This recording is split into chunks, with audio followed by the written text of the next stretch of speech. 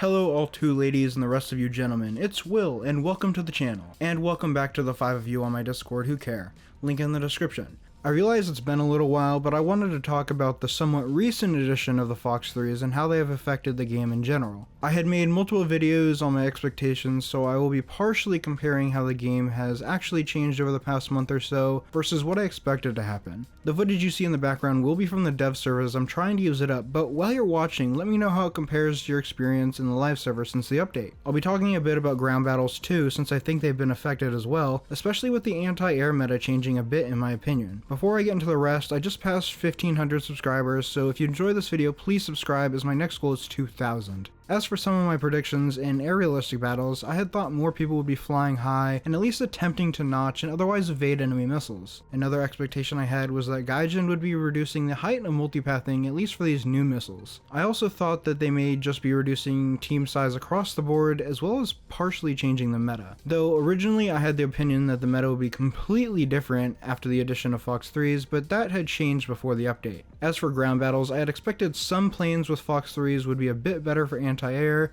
for some nations at least. I think I was at least partially right for many of my expectations, and pretty on the ball for some of the others.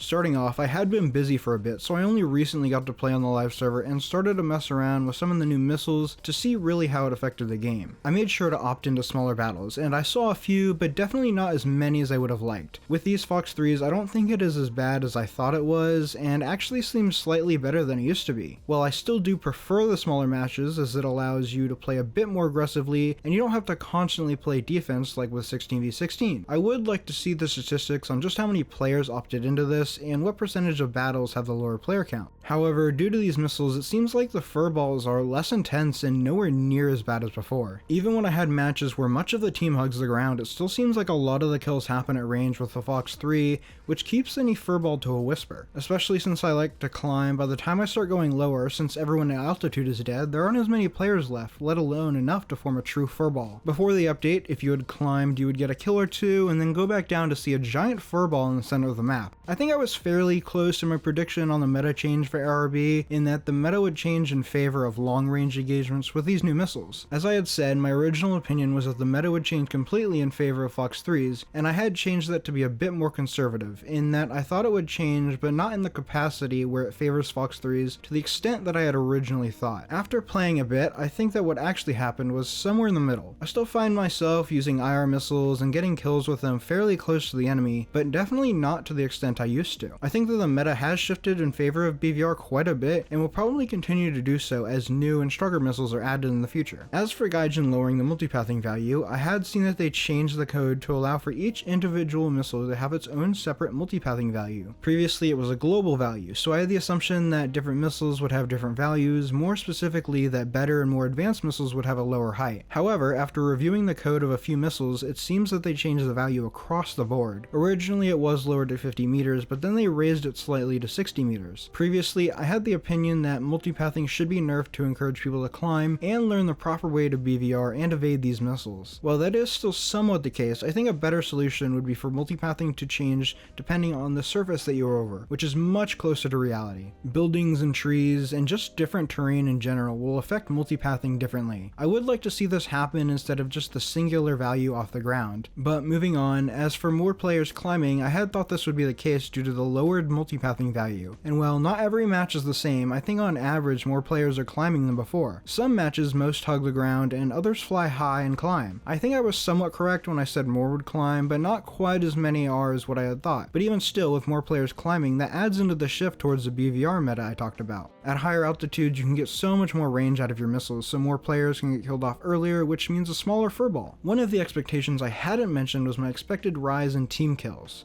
I primarily expected this to happen on and trailing patch day. I didn't play right after the update dropped, so I can't tell you about that, but I can tell you I was surprised to not really see any team kills in the games I played. But I think this is yet another effect of something else. With the lack of a giant furball, you don't really have a bunch of enemies and friendlies all together to fire at like I had expected, which minimizes team kills, especially when the Fox 3s are mostly being fired at enemies by themselves at long ranges, hence the BVR combat. I am happy about this though, since I thought way more people would be getting team killed, especially me, me, since I always seem to be the one getting killed by my teammates, especially in sim battles. Another thing about this update is that due to all these changes, it was hard to predict exactly what would happen. As you can tell from what I've said so far, one change can affect the game a lot, but when you have multiple big changes to the game and the mechanics of it, there will be effects that also have effects of their own. So far from playing, this is mostly all that I've seen, at least for ARB in terms of effects from the changes. As for sim battles, it is a similar case in terms of many more players climbing. However, it seems to be a bit lopsided. The NATO team, the US and its teammates, seem to do a lot better against the Soviets and their teammates than ever before. Partially, this is due to numbers, I think, as sim has way less players for the Soviets and friends than the US and its teammates have. Previously, what I'll call the red team got dominated by what I'll call the blue team, but now that the blue team far outranges the red team with its AMRAAMs, it is even worse. In addition, it seems like the blue team climbs way more than the red team, as the R-77 just doesn't have the range to compete with the AIM-120 and the other missiles that they face. It's extremely deadly for them to climb when they have lost the range advantage, so they seem to typically stay low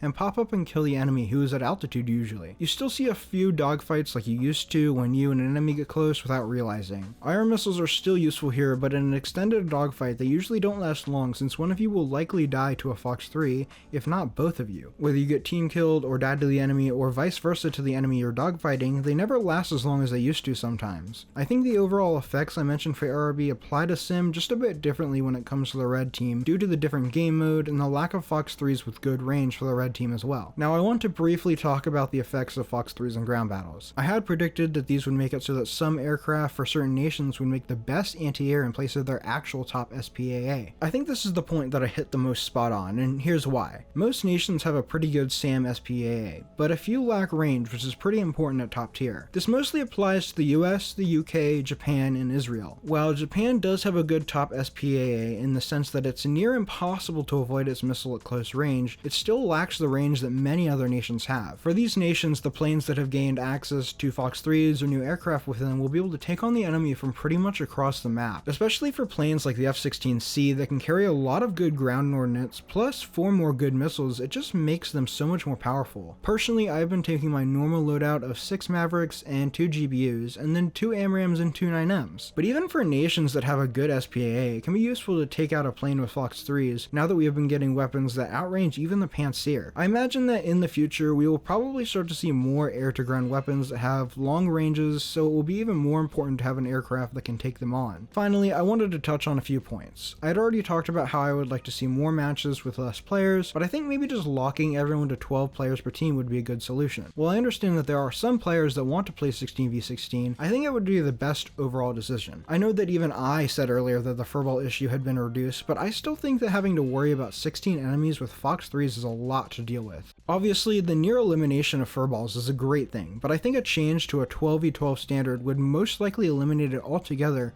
as well as allow you to be a bit more aggressive like I also mentioned earlier. Another issue I see coming to light sooner than I would hope is the need for larger maps. But with the current player count, it's not a huge issue on the biggest maps. I still think there is one on the smaller ones. The range of the Fox 3s allows you to engage the enemy very early on, often before you even get to your desired altitude. Again, I think a reduction in player count could even just slightly help with this, but the issue will still slightly persist, especially when we get into even further range missiles, which may come sooner than a lot of people think. Again, I do realize there are players who don't like the bigger maps, so the ability to essentially ban maps over or under a certain size could be a nice option. There's also the fact that since you will be able to engage at insane distances compared to what we can even now, will mean that just since it's a bigger map doesn't mean the match will last way longer. I could be wrong, but these are ideas I've thought about for a while, so I'd like to think that they would work pretty well. Ultimately, I like the way that this update has gone. It has brought some more planes that I've enjoyed, as well as Fox 3s that I've been waiting a long time for. I do hope there are some more changes in the works, especially since some of them surprised me a bit, since I was expecting Gaijin to just throw in Fox 3s without doing anything else. Overall, there has been a shift in the meta to a more BVR heavy one in both AirRB and Sim. Ground RB was also affected, but definitely not to the extent that air battles were. Ground-based SPA will always have a useful role, even if some of them are largely outclassed by their flying counterparts. If you guys did enjoy this video, please make sure to like and subscribe,